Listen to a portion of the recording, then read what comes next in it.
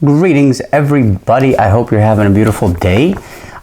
We're here for what will probably be a rather short lecture on an essay entitled "Why Chinese Mothers Are Superior." And right off the bat, she makes it clear in this essay that even though she's using the term Chinese, it doesn't mean all Chinese parents, and in fact it could be more inclusive.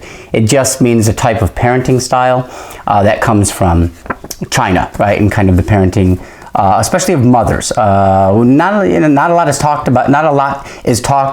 about in terms of fathers in this essay, because she's a mom and she's speaking from that perspective, and her husband, ironically, is somebody from a more Western background who practices those types of parenting styles in the home. So it leads for the big ending kind of anecdote that she ends with about her daughter playing the piano and how difficult it was. And just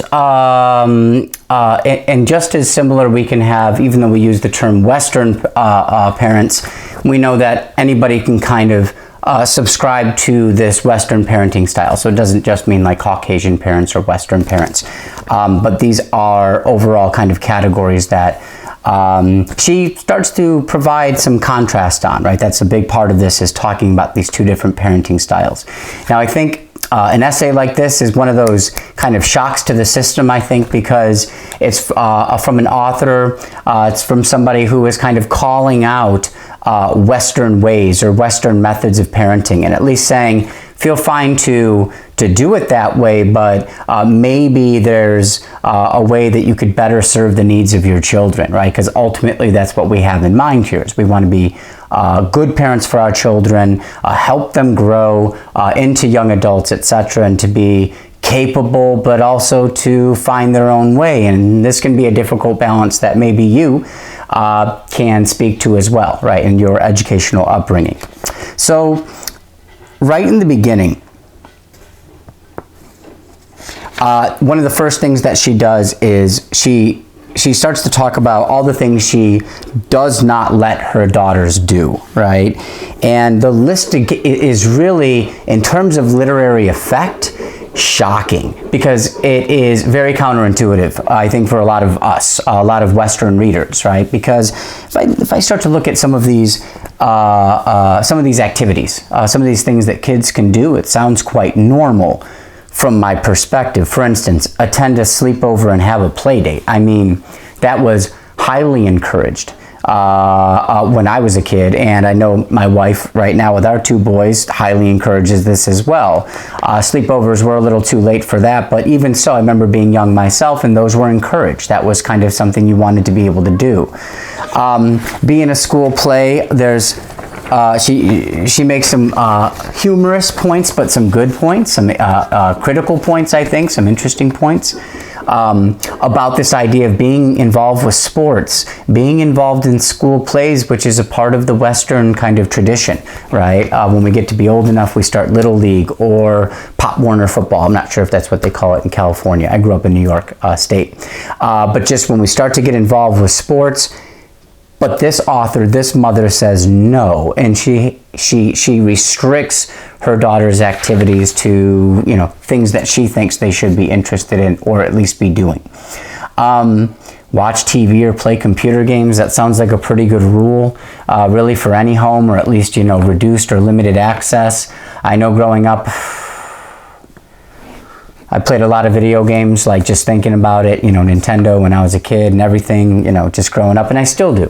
I even have a few mini arcade games in my house and stuff, so I'm kind of a big nerd with that stuff. But it occupied a lot of my time, and, you know, if I'm being critical of that, I could ask myself, if I wouldn't have done so many video games, and if my mom in particular, because I grew up mostly with my mom, if she wouldn't have allowed me to play those video games and she would have been more, you know, tighter rules, maybe I would have even more out of my life, or things would be different, because I wouldn't have invested. And trust me, I put in time, including being older and playing games like Fallout and, you know, some of these games that suck up, you know, many, many hours, if not hundreds of hours from our life.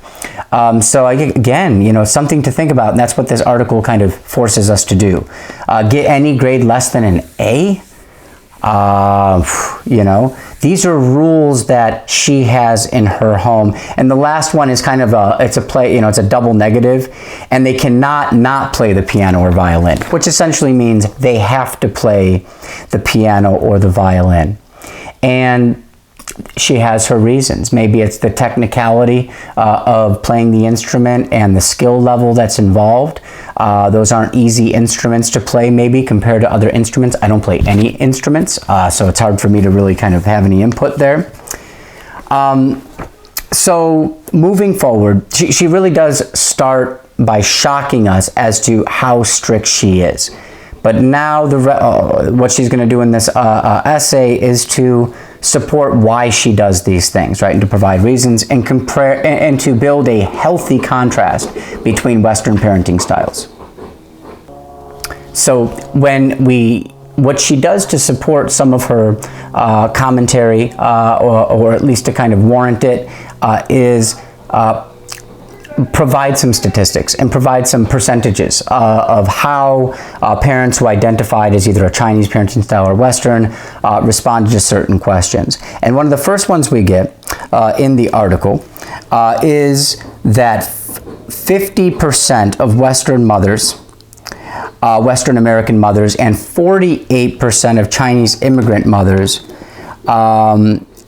almost 70% of the Western mothers said that either the stressing academic success is not good for children, or that parents need to foster the idea that learning is fun. So don't stress academics. These Western American mothers said, bad idea. Don't stress academics, and make sure that learning comes across as fun, right? And there it's kind of a good buy-in for the students, and it's just more comfortable, right? I teach high school, as I've mentioned in the last lecture, and you hear a lot about just trying to make the learning fun and therefore accessible, so that as many students kind of want to get involved as possible. And you find all kinds of people who have suggestions on how to make that happen. But you could be of the mentality, and I think that's what's interesting about an article like this, is it kind of brings us to this other side of it, which is learning really shouldn't be fun. There should definitely be some fun involved, and she'll talk about this in terms of confidence building and learning how to do things and going further, right? And kind of doing your own thing from there, who knows? But it shouldn't always be like this fun, cuddly feeling. And there really is work involved. There's deadlines involved. There's hard work. There's stress. I only can talk about one subject matter, really, right? Literature, writing, things like this. But there's so many other subjects out there, and they all demand so much time, work, and effort. I'm one of many classes that you're probably taking right now. So, so much is demanded of us. So isn't it supposed to be uncomfortable? Isn't it supposed to be a bit stressful at times, right? And difficult? Isn't that part of what it is in the first place? She makes the point early on that any Western mother who thinks she's being strict in her home and really putting down these strict rules, she says, guess what? That's nothing compared to your kind of average Chinese parent here, right? And the kind of rules and the kind of regulations that they put into place. So she wants to make that clear early on.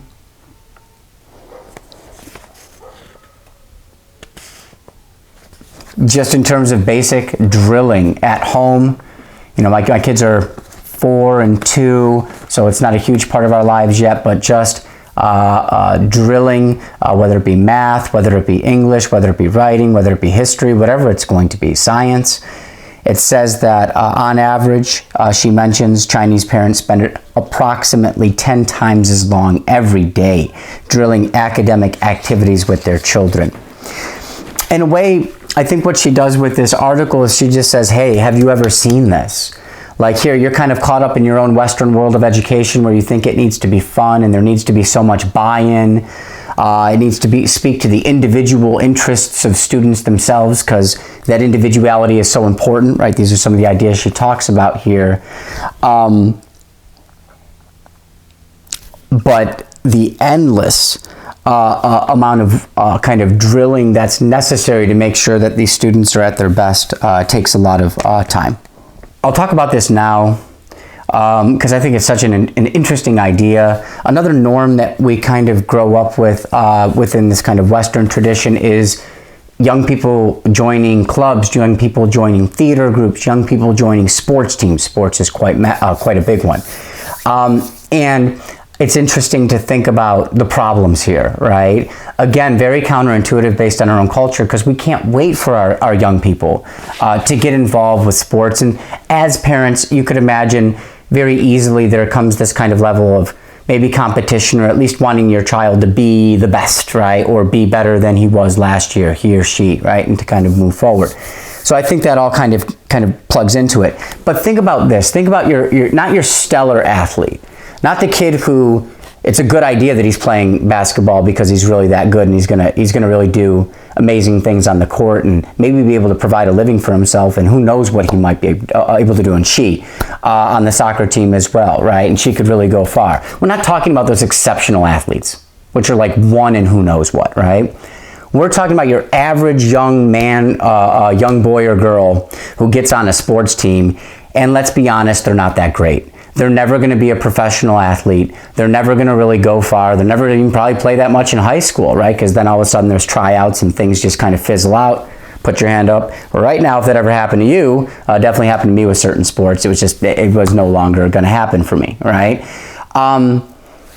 If they still do the sports, which are meeting every weekend, putting in the hours, the way this author sees it is it's a waste of time. Because they're working on something that's not going to lead to anything, and they're putting in, we talk about time is money. Time is also development, right? In your practice at something and what you're putting in. So if you're really just wasting time on being for me, like go back to my Little League career, it was horrible. Like baseball was horrible for me. I'm like having confessions here, right? And I was like, put me in the outfield. Maybe if my parents were thinking about it, read this or something, I don't know, they would have said, take him out of there, go get him some violin lessons or something that's going to work on a different skill, because not much is happening here. And yes, I had my friends on the team, but maybe even that's not enough to keep me in a sport where I'm fulfilling a role that's really not that great and not that developmentally fulfilling, right? Nothing's really happening. She says the same thing, just because I'll speak to this article in totality just because it's quite short. She says the same thing about you'll never find, it's quite funny, I like the humor here, you'll never find a Chinese parent whose kid comes home and says, I'm villager number 6 in the school play. For the exact same reasons I talked about with my baseball example, it's a waste of time. Villager number 6. That means you're mediocre at best in terms of your talent. You're not Romeo, you're not Juliet, you're not the star of the play. You're just some average person in the background. And notice that speaks to a lot of young people's experiences. Just having this very peripheral kind of minimal experience in a broader presentation or on a bigger sports team. The individual talent doesn't mean much because you're just riding on all this other real talent that's really making the thing move forward. But not everybody is the stars in the play. So the author is saying, well, isn't that a waste of time? Are we wasting our time? And I'll ask the question, how much do you think how much of an emphasis do we put on sports as Western parents? And do you think it's the right emphasis? Do you think it's for good reasons? After reading this article and listening to some of these ideas, does it change your mind? Do you think that it's kind of a waste of time for some kids? I'll let you be the judge of that. But what I do like about this article is she's saying, look, you've had your Western world here dealing with it in certain ways. Here's a whole nother world of parenting and a philosophy behind it that maybe you've never even been exposed to, right? And it might make you a little uncomfortable because she's going to say it at the end of this essay. Quickly, I'll mention, she says, Chinese parents override all their kids' preferences. That's a strict rule right there. You're not going to be able to play drums. You can only play violin and piano. You don't like it? Too bad. I don't care if you like that girl and you want to go to that sleepover and there's going to be 4 other of your classmates there. Doesn't matter. It's more important that you don't have that experience yet, right? And just kind of overriding all preferences. Some of us may have grown up in homes similar to that, maybe a little bit, right? I can't say I had that as a child. From what I remember, my parents pretty much let me do what I wanted in terms of activities and hobbies. And ask yourself the question, do you agree or disagree with that? Is it necessary, right?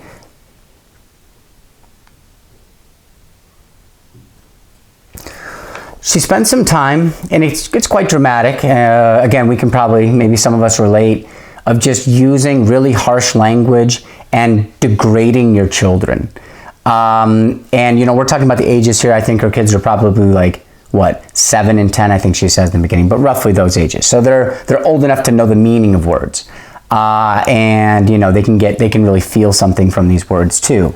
And she remembers when her father called her garbage, right? And kind of their native accent, right? Their native tongue. And she did the same thing to her daughter. And she even did it, she said, and she got a lot of criticism for this. She did it when she had company over. So in a way, you know, she said it for everybody to hear.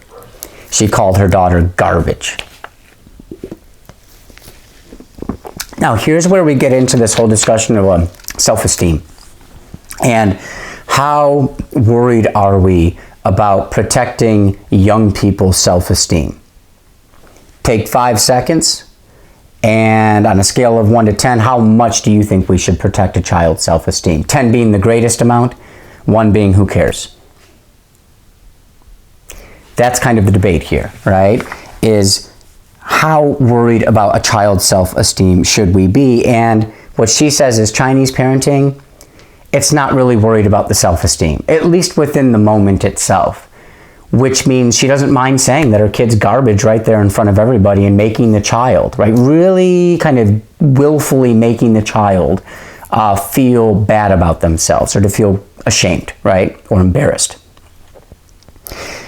Now, the reason she says it's okay, and you can agree or disagree with this rationale, is because she thinks, because she knows she's really built her daughter up, right, to a point where the child knows what she's capable of doing. She can do a lot, right? Notice that the mom is drilling, the mom is restricting other activities to hone in on what needs to kind of get done. Talk about schooling, academics, right? Things of that nature.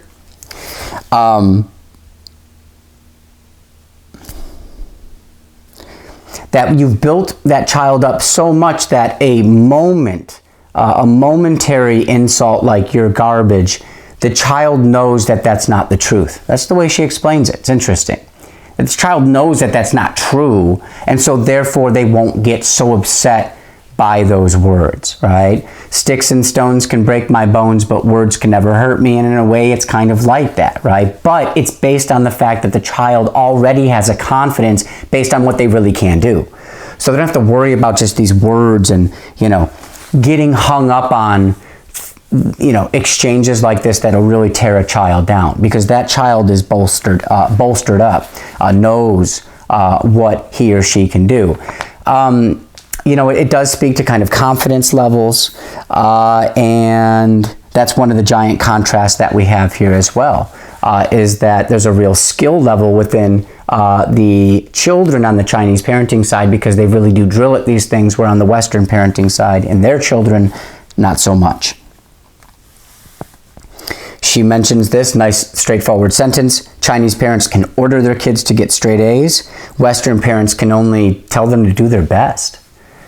I know my mom never, I speak for just my own experience, like anybody really can, right? But, you know, I know my mom never said you have to get straight A's. I did pretty well, right? Not too shabby. There was always, math was never great for me once I got to like 10th grade, but I never really had to be told to get straight A's. But I think I was definitely told all the time to just do my best. I think, you know, teachers, you know, that was something I remember hearing quite a bit. So it talks about who has the kind of authority within the home, and that is a cultural issue, right? Who has more leverage within the home? The children themselves over the parents? That's going to be the Western side, or the parents very, very clearly and strictly over the children, which is going to be the Eastern side. And of course, any family can be a blend of that, right, where it kind of goes back and forth. You can think about your own upbringing and the kind of home you grew up in. Just like calling them garbage based on like behavioral, the way you acted. It's the same thing with, like, she mentions the example of calling your daughter fat, right? Like, get up, fatty, or, get out of the fridge, fatty, or something like that. Some parents, Western parents, would take so much outrage, would find so much outrage in a comment like that. How dare you say that? I just watched a program with my wife last night, just some TV show, but it was about how words can have lasting impacts, right? And it kind of nurtured that idea. But here it's saying that the child knows they're not fat. They can look in the mirror and clearly tell they're not fat, right? There's evidence for it. And so they won't overinvest in a comment like that and let it tear them to shreds, right? And let them devastate their mindset. So that's an interesting point that she makes. Now, why can't a Western parent tell their young child or even older child to get straight A's? Why can't they do it? What she says, and I'll just read it. Here we go. Quote, by contrast, Western parents have to struggle with their own conflicted feelings about achievement and try to persuade themselves that they're not disappointed about how their kids turned out. Now, how many Western parents that applies to, I'm not too sure. But what she's saying is how the problem with Western parents is they didn't do well in high school. They didn't do well in college. They barely got by. They have a job they're happy with. So they're not in a position where they can tell their kids to get straight A's because it doesn't speak to their own experiences, right? And what they're capable of telling their kids. Another interesting point that she makes.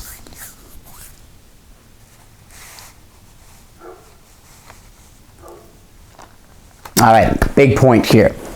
How the parent perceives their child in the first place as this fragile creature that needs to have the ego stroked year by year until they come of age and are ready to find their own way in life, whatever that way might be. Or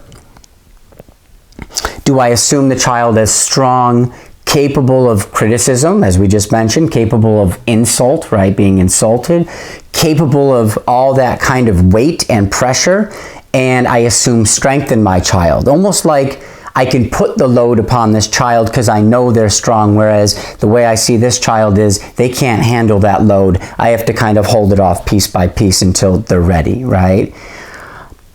It all comes down to how you perceive your child, and that definitely speaks to how you were raised yourself, right? The culture of parenting is such a powerful thing. It's in the advertisements that we watch every day of our lives and try to skip through as quickly as we can, but everything is imparting a certain culture about parenting and how you see children in your homes. And do you see them as weak? Do you see them as strong? It's a very interesting and powerful way of understanding, a mindset on children, I think. So this one hits home. The point she makes here, I'll be quick with it, but who gets blamed when a child doesn't succeed in Western schools? Who gets the finger pointed at them? I remember a cartoon. I wish I could show it to you.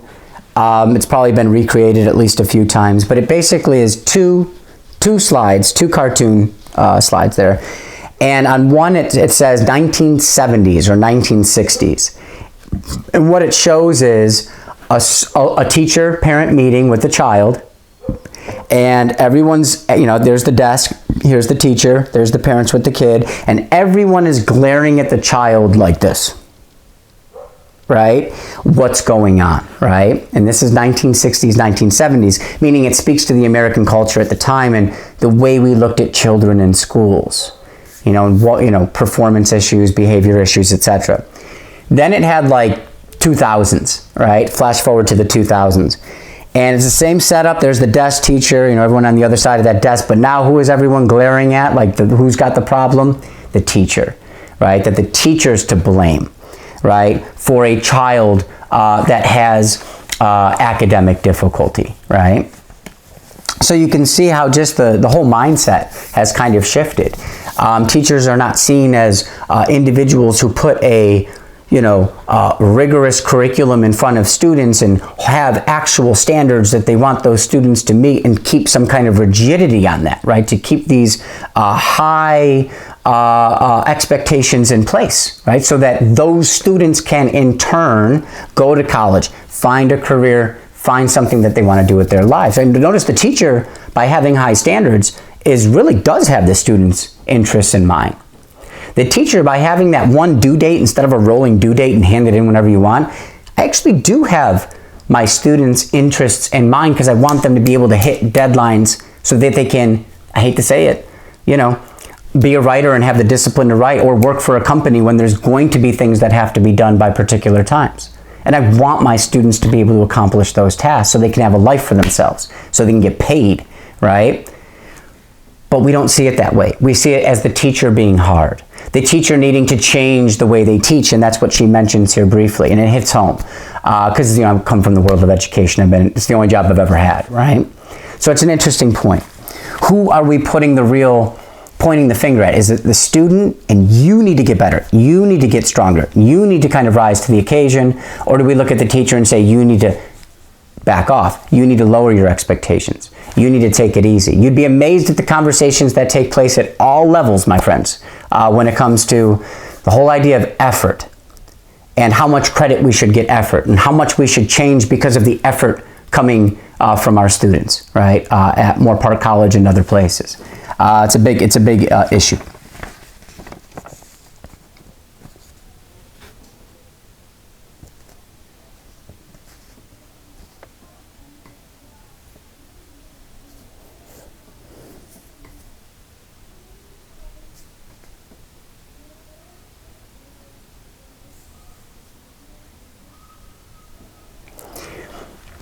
She does mention in parentheses, so as to not really mention it too much, right, too loudly. She says she does give her daughters praise, especially when they start to kind of perform the tasks as needed and really start to, let's say just kind of have more and more achievement, right? That's when she starts to shower with them with praise, but not just for mediocre, effect. Right? Like if you came home with a C on your paper, I'm not going to be like, oh, wonderful, Johnny, you did such a great job. I'm going to say, that's a C. What's going on here? Why are you not getting a B? Why are you not getting an A?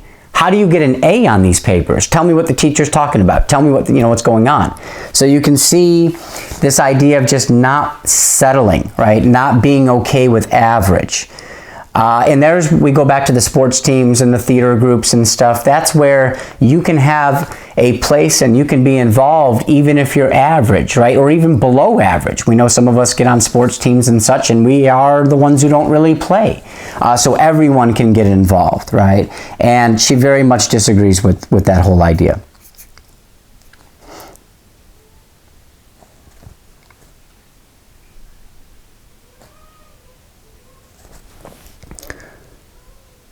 A quick major different perspective between the two parenting kind of philosophies is Western parents feel like they owe everything to their kids. I think that's the way I grew up thinking. Like, you had me, you owe me, like, help me out, like, what's going on here? Whereas Eastern parenting and their children, I had you, you're welcome, now help me out and do everything you're supposed to do. Right? Or you're not fulfilling your kind of end of the bargain, right? So it's a very different. Again, I like this article because it really makes us ask the questions about our own homes and the way we grew up. What kind of home did you grow up in? Was it you owe your parents everything, or was it they kind of owe you everything? You can think about that one. The way she ends this article, almost to kind of, let's say, concretize the practice and principles that she's been outlining in this essay, is to share an anecdote about her daughter and something that's happened in the home with the piano lessons. And her daughter was not getting it. She wasn't able to perform it. She didn't really want to. She was frustrated. She was crying. It gets pretty extreme. I think she wants to shock us. She shocks us in the beginning with her quick list of the don'ts, all the don'ts, which are like, wow, that's a lot of things to restrict your child from. And then she ends with, I think, even more shocking of a example. And it's shocking because she says she even restricts her daughter water, food, and I think this goes on for at least a couple hours. It's a drawn out affair. The child's screaming. She doesn't want to do it. And she even says, like, you can't go to the bathroom. And that's a pretty severe way to handle a child not being able to perform to task. It's not just not even being able to, to do something. That wasn't the case. It was to do it to a certain level that the parent felt it needed to be done, right? Achievement, right? To get to the top. It does make me think, there's a book I teach for 1C called Rise of the Robots, and it shares a frightening statistic. Remember, the population of our country is about 320 million, right? Whereas the population of a country like China is 1.3 billion. And if you take their top 1%, I think it is, I might be getting that statistic a little off, but if you take a very small percentage of their, like the top earners, right, and like workers of their country, the people who are doing like the top work, working the best jobs, earning the biggest kind of salaries, it's so many people. I think it's like 200 or maybe 300 million people who are at that level. And notice, or it might not be that much, maybe like 100 million, but still, it's a level where it almost takes over the workforce that like the entire workforce that America has, right? So they just have way more capable people because it's a bigger country, but also maybe because of the mindset that the author here is outlining. So you talk about to get to that level, to have that ongoing kind of levels of performance for some of their population. Just like in our country, we have this top peak, small part of our population that is performing this type of work too. It's just a little scary because there's a lot more, I guess you could say potential, right, for just high work kind of activities than there is in our country. And maybe it's because of the kinds of mindsets and philosophies they have as well. At the end of the day, both parents, Western Chinese, want their children to turn out well, to turn out successful.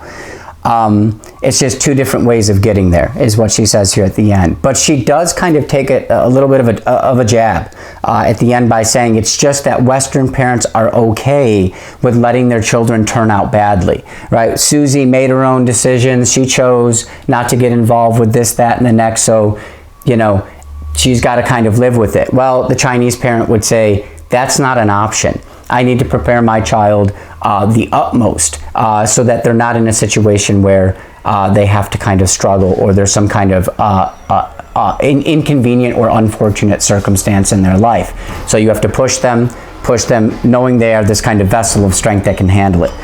So I think she does kind of take a jab out there and just says this Western parenting style is maybe, it might feel good, it might be easy, it might be kind of backing off and giving a child space to grow and to be their own individual and to make their own decisions, right? To make them feel good about the accomplishments that they do get in school and avoiding kind of the feelings that come from not achieving. But she's asking, but what she says is that might have been great for those particular reasons, but overall you're not doing the child any favors. You're really not working in their best interest when you think about their entire life. All right, that's going to do it.